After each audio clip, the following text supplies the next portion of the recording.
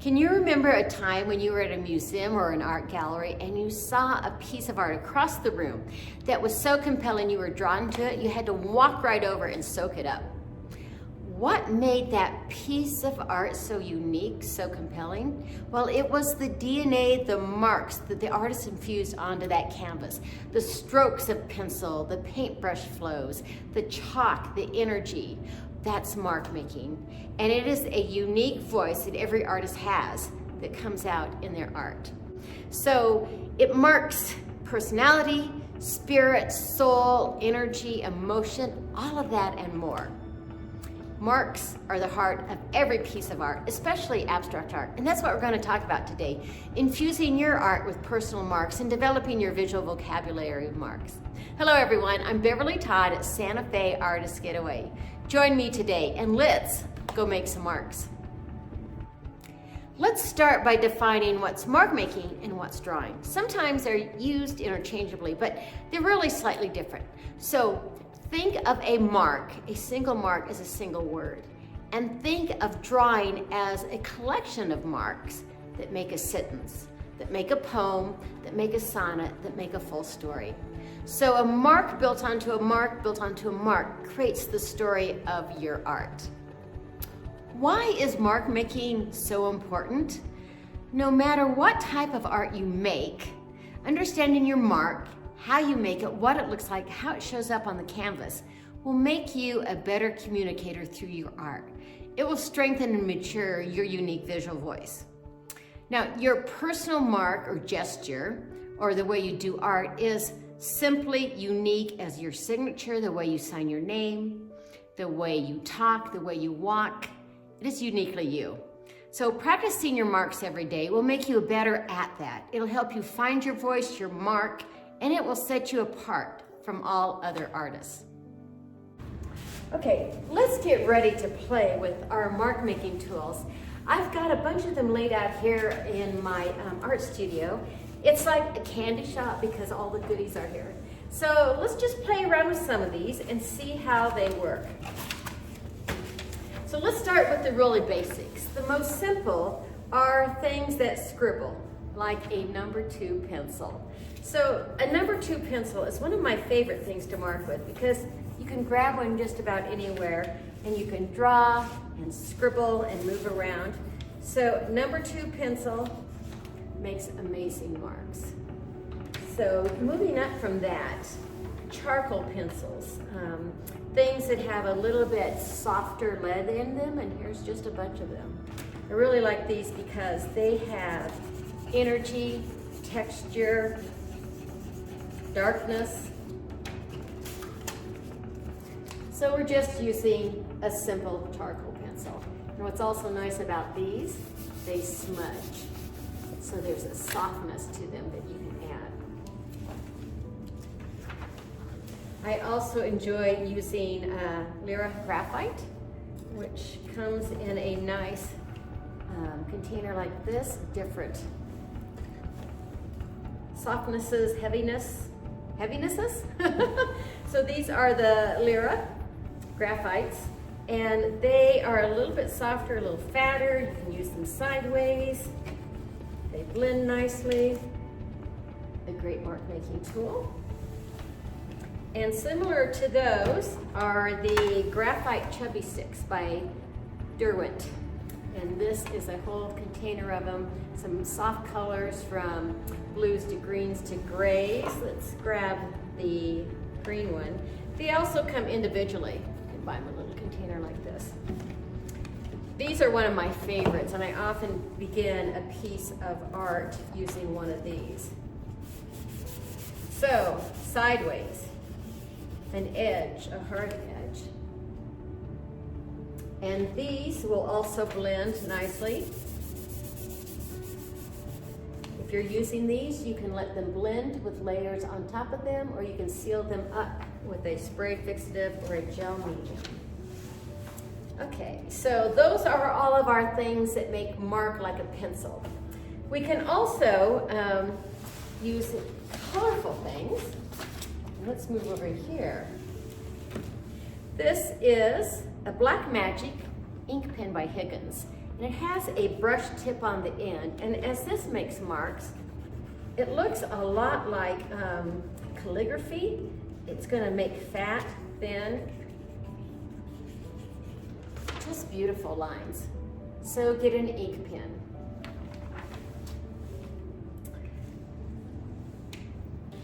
Here's a set of acrylic pens in miscellaneous colors. I like these because they can add depth on top of a painting. You want to shake them up, they're a little ball in there. Push them down to get your paint flowing. Great color. And these are acrylic. If you put them on really thick, you can even get to the point where they will slightly bleed.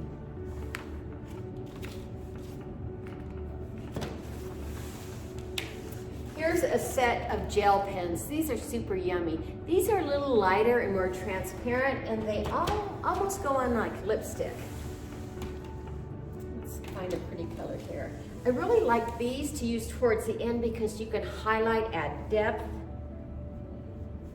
They kind of look like a crayon. So there's a gel pen mark.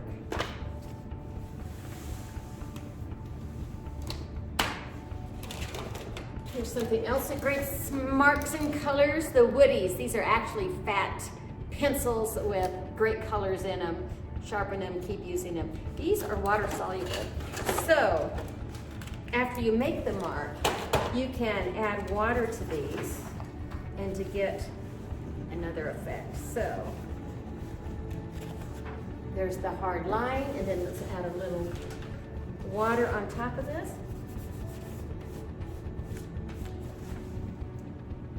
Lovely way to soften your mark with a woody.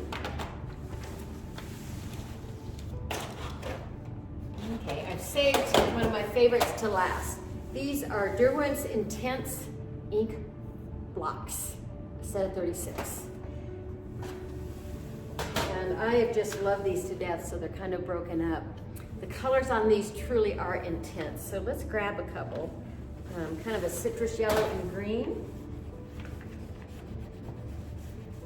And then let's come in with a bright red.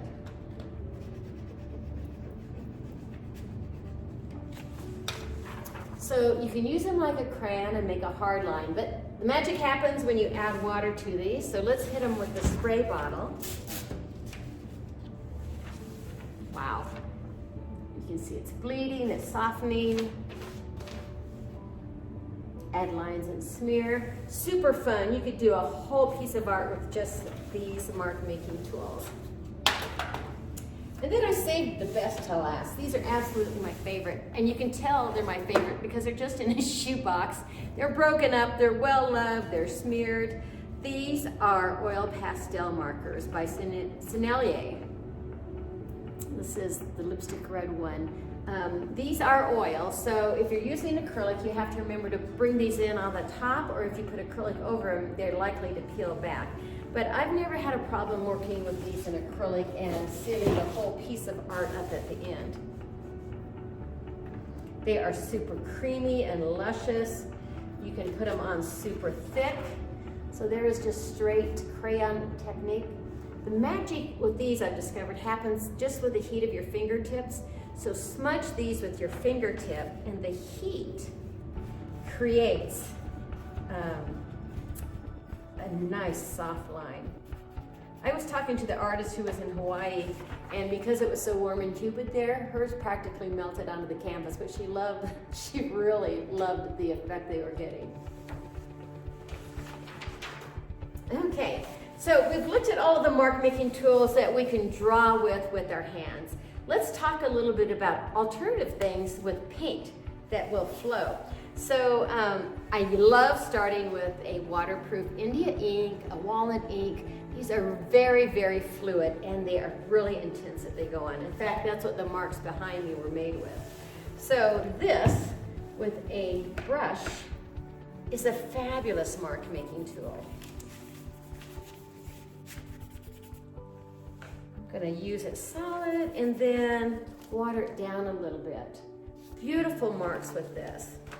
Now, we can switch this up a little bit. That was just a small paintbrush. But to get really unique marks, I want you to think outside the box and use different tools to make your marks. And we are going to grab a stick.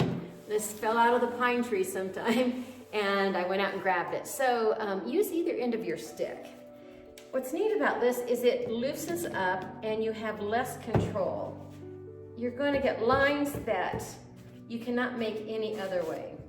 In fact, I know one artist who actually makes all of her paintbrushes by going out, collecting things like fronds, leaves, tying them together. Now in this case, it made a really thin line. But this allows you to loosen up, lose control, see things in a unique way that you normally wouldn't. You can also do the same thing with a paintbrush. This is a very long dowel with a paintbrush masking tape to the end. Now why are we doing this? It allows you to loosen up. So there are several ways, and we talk about the mechanics of how you can make marks. Number one mechanic is you're doing small. You're just writing, scribbling, and using your hands and your wrist.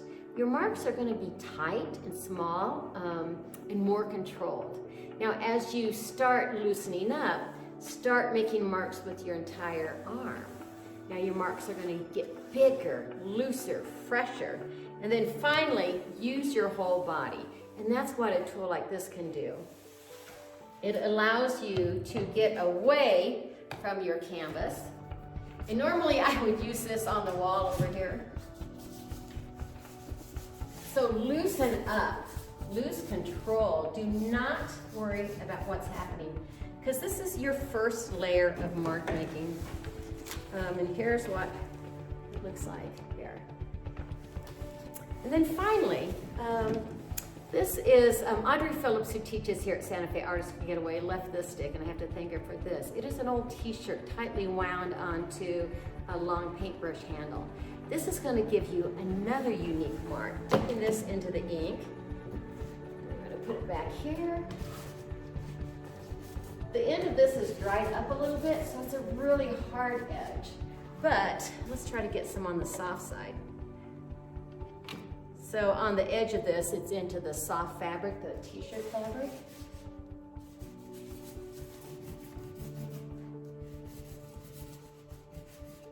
Really unique marks. So play around with tools, loosening up.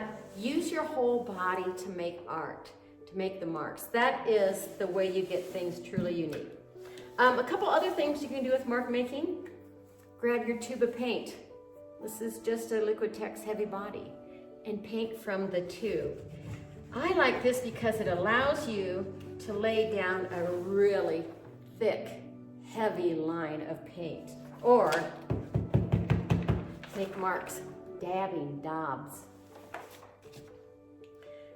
That is just a quick look at a lot of the different tools and techniques you can use. Use different mediums, use different tools, use your whole body to make your marks. So one last thing I want to show you. I almost forgot this. Spray paint. This is actually artist spray paint. The brand is Gold. These are fabulous for mark making. Let's try some here on. They come with different tips. You can buy the packages of tips. Here's a couple examples. Different thicknesses. This one actually came out as a splatter. Isn't that amazing? Let's try another one. Here's the orange. Shake it up good. I'm going to try it back here.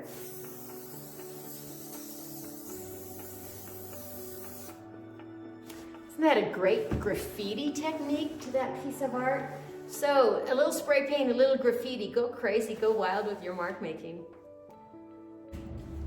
So now let's start working on your personal lexicon, your personal dictionary, your personal collection of marks in your sketchbook. I have a bunch of warm-up exercises that we're going to do together right now. So these are things that you can do every day to get you thinking outside of the box, to get you to see things in a unique and fresh way.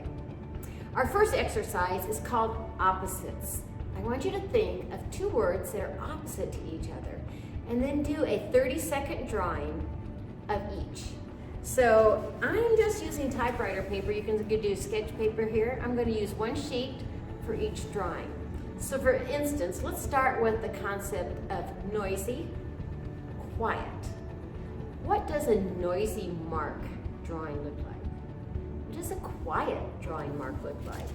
On the noisy one, are you scrubbing hard? Is your pencil making a lot of noise on the piece of paper? Okay, let's try it. I'm using the Higgins black ink pen because it's going to show up and you can see what I'm working on. So 30 seconds, 2 pieces of paper. One is noisy, one is quiet.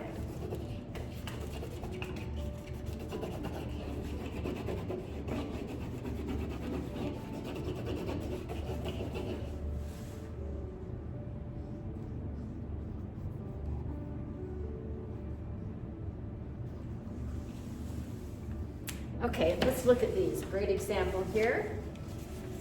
You probably heard the noisy marks, quiet marks, noisy, quiet. Okay, you can keep doing that. Here's a couple other examples of opposite word pairs you can use. Hot, cold, expanded, contracted, black, white. All sorts of word pairs like that that can inspire you to interpret it to a piece of paper, to a mark. Okay, the next exercise you can do to loosen up and start thinking about marks is called tapping into your senses. So the other day, just yesterday, I was skiing, coming down the mountain, the last run of the day, about 3:30 p.m., and it started to snow. It was beautiful. I could feel the fresh air hitting my face, snowflakes hitting my cheek and melting. And my thought was, how do you capture this amazing moment, these senses, into a piece of art?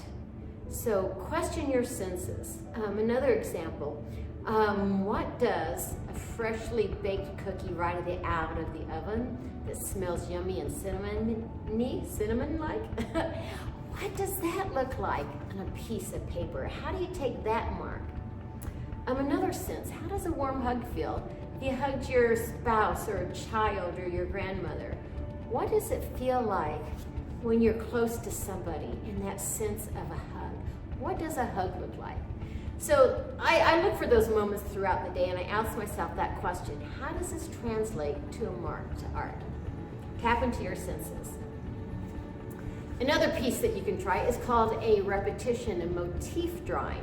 So take a shape, look around the room, find a shape. Maybe it's the circle of the clock. Maybe it's the sole of your shoe. Maybe it's a handprint. What is a motif that you can take and repeat onto a piece of paper? Small, large, mini, a few. Let's try that. Piece of paper again, and a simple mark making tool. Remember, this is just for you to keep your collection going. Think about a motif you can do over and over again. What does it look like? 30-second drawing. Don't think about it. Move fast and loose. Keep it fresh.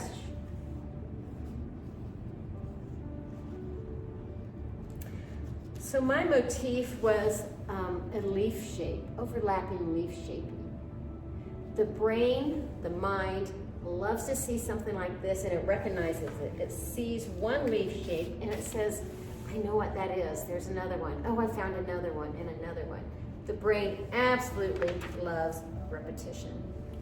So think about how do you take an object, repeat it, repeat it, repeat it. Okay, the last thing, well, maybe no, the second to the last thing. Let's talk about taking a line and looking at it in different ways. Thin, fat, wavy, dashed, sketchy. So try doing that on a piece of paper. Let's find a clean one here. A thin line, a thick line, a wavy line, a dashed line, a sketchy line. How do you interpret those different styles of lines?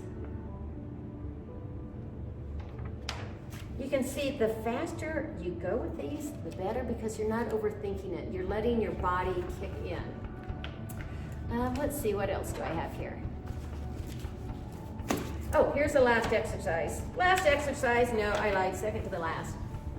Okay, here's one more exercise. Grab a piece of paper and your mark making tool.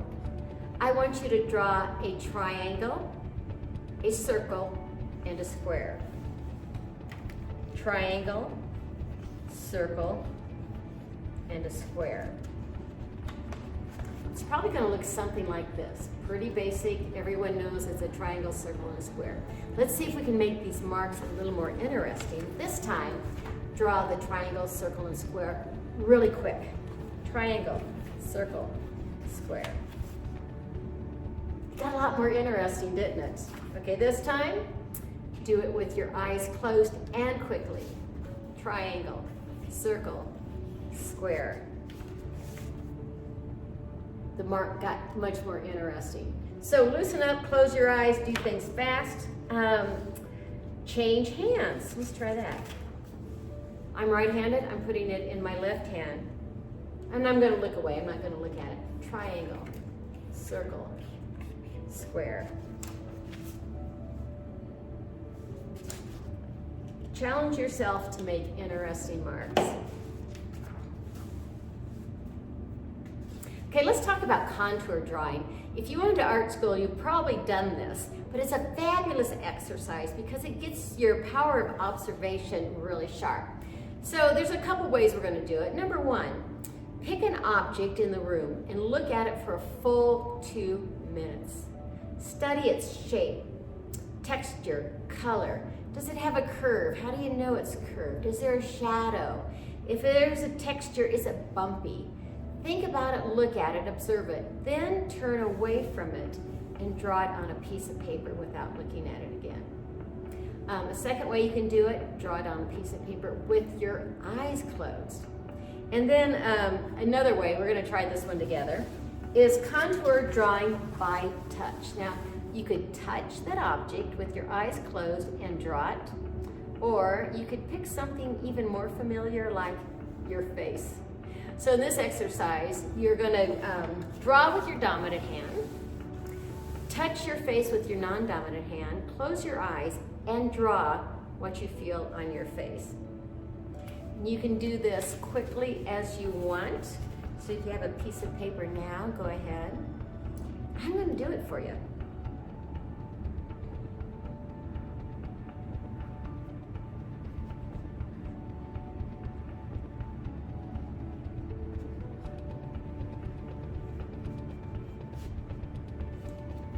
Okay, super quick. Fabulous loosened up drawing. Now you could take the contour drawing of your face or any object a step further. Start adding some bright colors in there. Do some light washes over it. This is a great way to loosen up and be really in touch with your senses.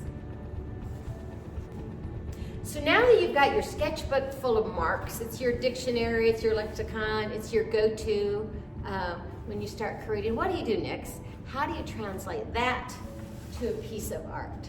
So let's demo that for a little bit here. This one I've already started working on, and I've taken my marks and I put them on the piece of paper using just the black Indian ink. We've got the spray paint going on.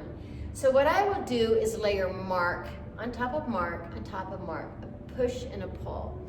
And I use a technique called automatic drawing. So it's taking a drawing tool, it could be a pencil, a pen, it could be a brush with black ink, black paint, and start putting the first layers down.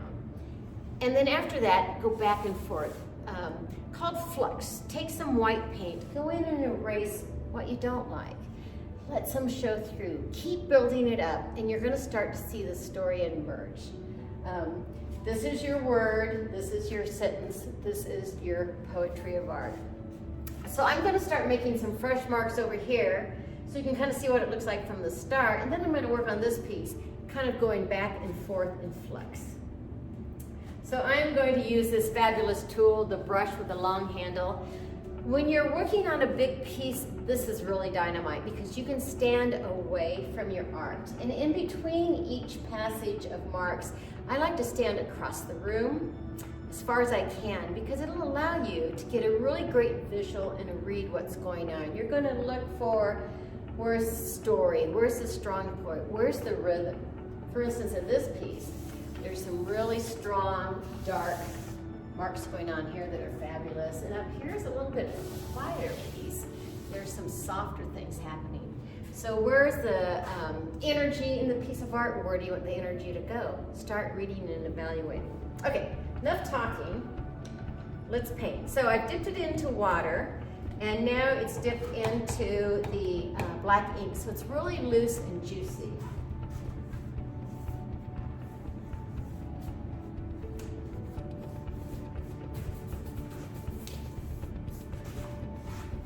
Initial marks are down, step back, take a look at what you're doing, evaluate it, and then go back in.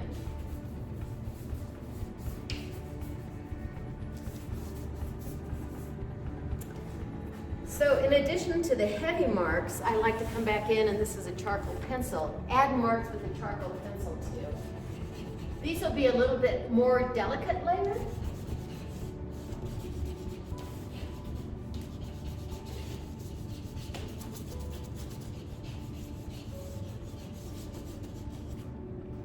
Okay, that's layer number 1 of marks.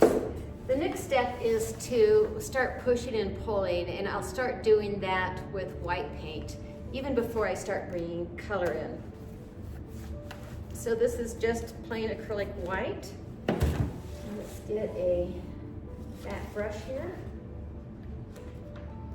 I like to keep these layers pretty loose. So we start coming in here, what do I like, what do I want to erase?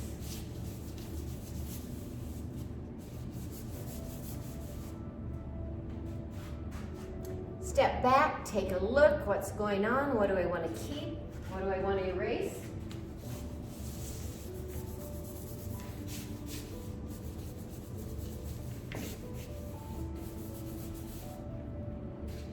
That's how you start building the layers.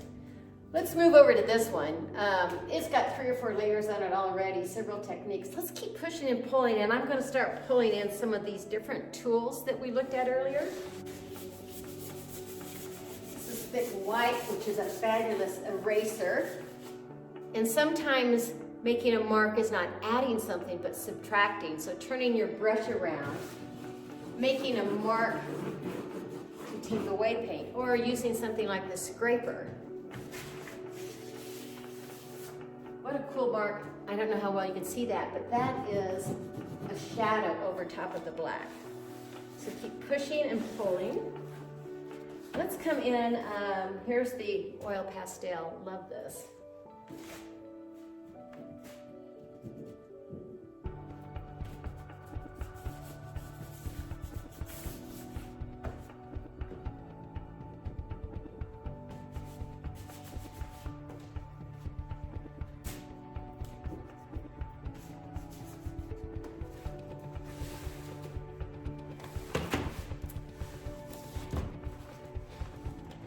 Pull out the gel pens.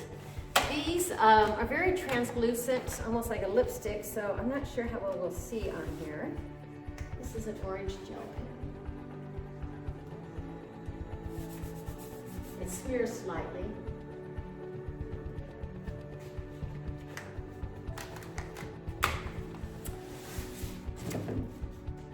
Let's come back with the stick because this makes the most interesting marks.